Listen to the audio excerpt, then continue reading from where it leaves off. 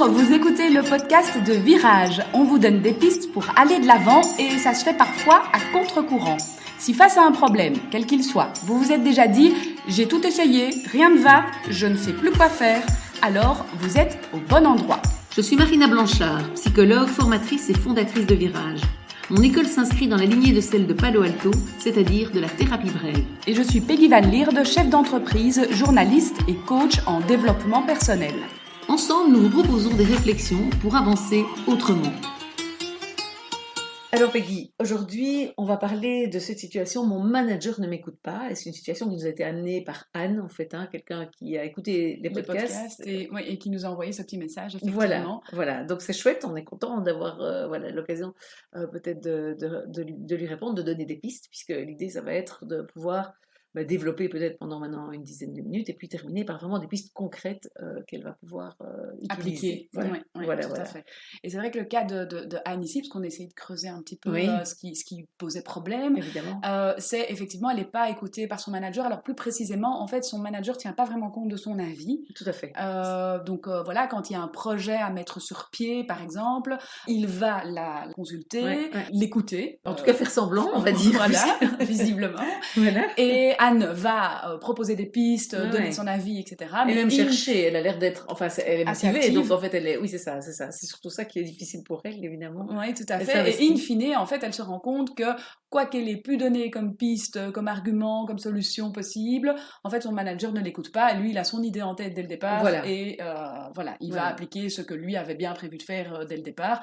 Alors, dans le cas de Anne précisément, ça nous pose vraiment problème parce que c'est frustrant, évidemment, puisque en plus il y a un boulot derrière, puisqu'elle essaye de donner des réponses intéressantes et vraiment d'aller chercher, creuser un peu la tête, on va dire. Et effectivement, c'est pas reconnu. Quand on est confronté à ce genre de situation, la première question qu'on peut éventuellement se poser, c'est analyser un peu la situation et voir si ce manager en question, est-ce qu'il est comme ça uniquement avec moi ?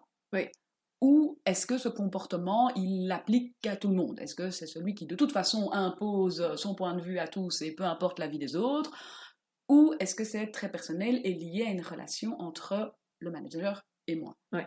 Et ça, c'est vraiment une question importante, puisque c'est un peu là qu'on va pouvoir voir si est-ce que c'est possible, finalement, de faire changer ça, de faire bouger ça. Est-ce que si moi, je me comporte différemment, je peux obtenir un résultat différent de la part, en termes de comportement de mon manager, ou est-ce que c'est immuable, parce que c'est tellement lui que je vais devoir malheureusement me dire, soit je reste dans ce boulot qui m'intéresse pour d'autres choses, et qu'il y a d'autres attraits, j'ai envie de dire, mais je dois me dire que tant que je suis avec ce manager-là, je ne serai pas écoutée.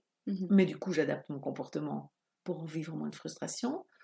Ou bien est-ce que, voilà, comme tu disais, si maintenant avec d'autres, il est différent, alors la question, c'est comment je peux me comporter différemment moi pour qu'il soit avec moi comme il est avec d'autres, c'est-à-dire qu'ils prennent compte de mon avis, qu'ils en tiennent compte. Et c'est une première étape qui n'est pas évidente parce que quand on vient avec cette question et cette problématique de dire « mon manager ne m'écoute pas », la faute, elle est sur l'autre quelque part. C'est lui qui ne m'écoute pas.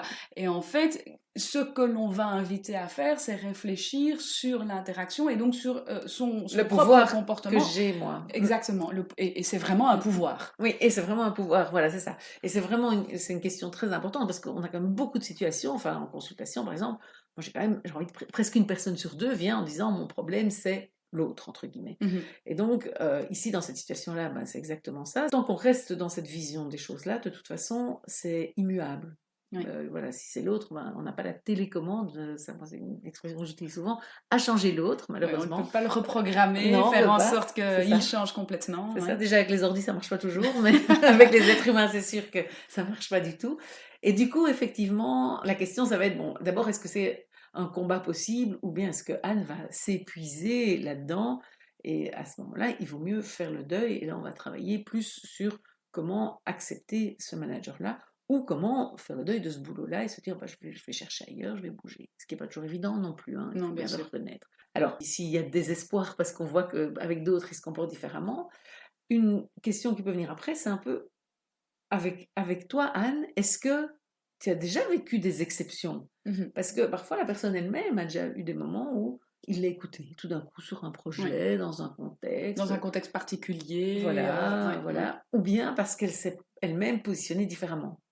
Et donc ça va être intéressant d'aller explorer vraiment cette exception et de voir si elle existe, hein, parce que parfois elle n'existe pas, mais si elle existe, de se dire, ben voilà, ben oui, à tel moment, il m'a écouté, parce que, je sais pas, j'ai défendu ça avec de la littérature, mon point de vue, ou bien je me suis le plus énervée ce jour-là, ou bien, voilà, qu'est-ce Que qui ce soit une fait? attitude, des arguments, un contexte particulier. Par exemple, Voilà. on était à un autre endroit, ou bien Oui, oui, c'était un oui. événement qui n'a jamais lieu, Oui, hein, quelque chose exactement, où le manager l'exceptionnel était lui-même dépourvu. Oui, oui, est oui, tout à fait. dépourvu, exactement. Et donc vraiment aller revivre cette situation pour la comprendre Pour aller et en chercher des pistes des de pistes. nouveau, Ouais. d'action ou de positionnements différents ou de réactions différentes, etc. Et donc ça, c'est vraiment important parce que là, on va chercher vraiment les ressources de Anne Mhm. et une expérience déjà vécue, donc sur laquelle elle peut s'appuyer. Et c'est plus facile évidemment de mobiliser des ressources quand on sait que ça a déjà fonctionné avant. Ouais. Tandis que voilà, si c'est juste changer pour changer, on a toujours la question, bah, est-ce que ça va marcher?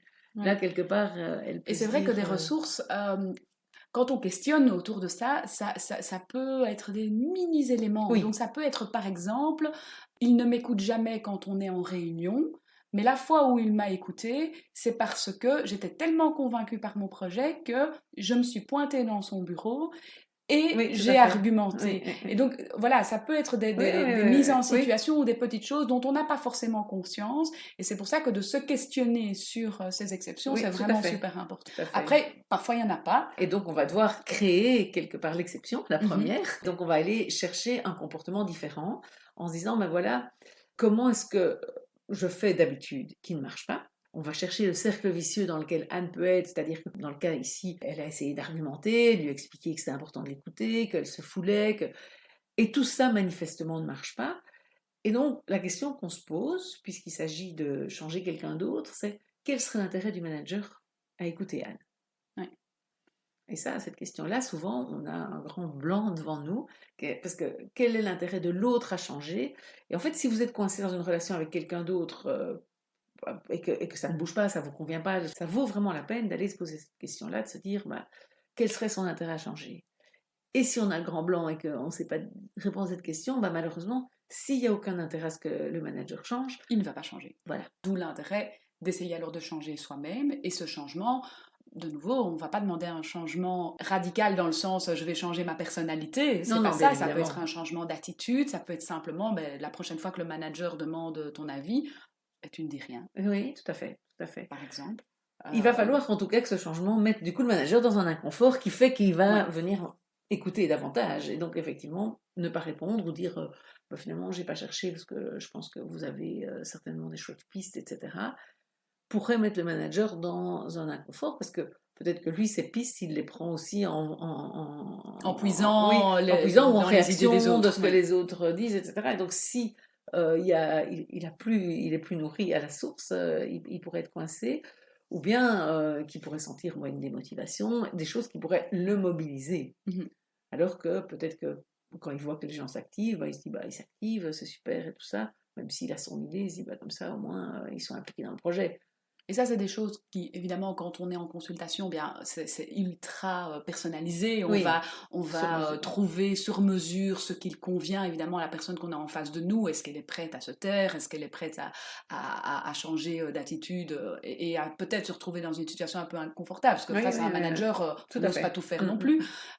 Et donc ici, voilà, on peut l'explorer soi-même déjà. C'est déjà une première piste quand on se dit, ben voilà, je vais essayer de changer d'attitude, qu'est-ce que je pourrais faire?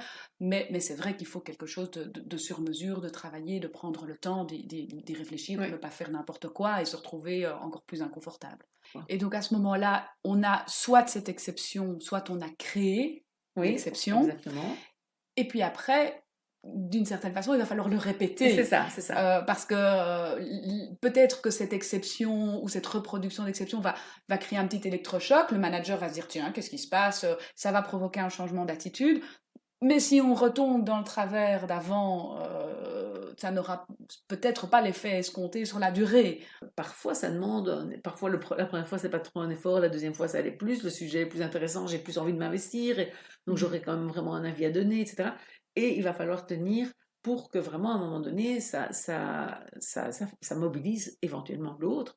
et que ça fasse changer les choses plus en profondeur et de manière durable. Voilà, tout à fait, tout à fait. Donc, si on résume, pour tout le monde, effectivement, parce qu'ici on a parlé de Anne, mais je pense que voilà, se retrouver face à un patron, un manager ou éventuellement même un collègue qui ne réagit pas comme on veut, oui, peut avoir vécu ce genre de situation. Donc, quand on est face à cette situation, mon collègue, mon manager ne tient pas compte de mon avis. Alors, les 3 points, je dirais, c'est est-ce changeable ou pas? Donc, ça, c'est en observant autour, en voyant si avec les autres, etc., ou si moi-même j'ai vécu des expériences où c'était différent. La deuxième étape, c'est quel serait son avantage à lui à ce qu'il m'écoute?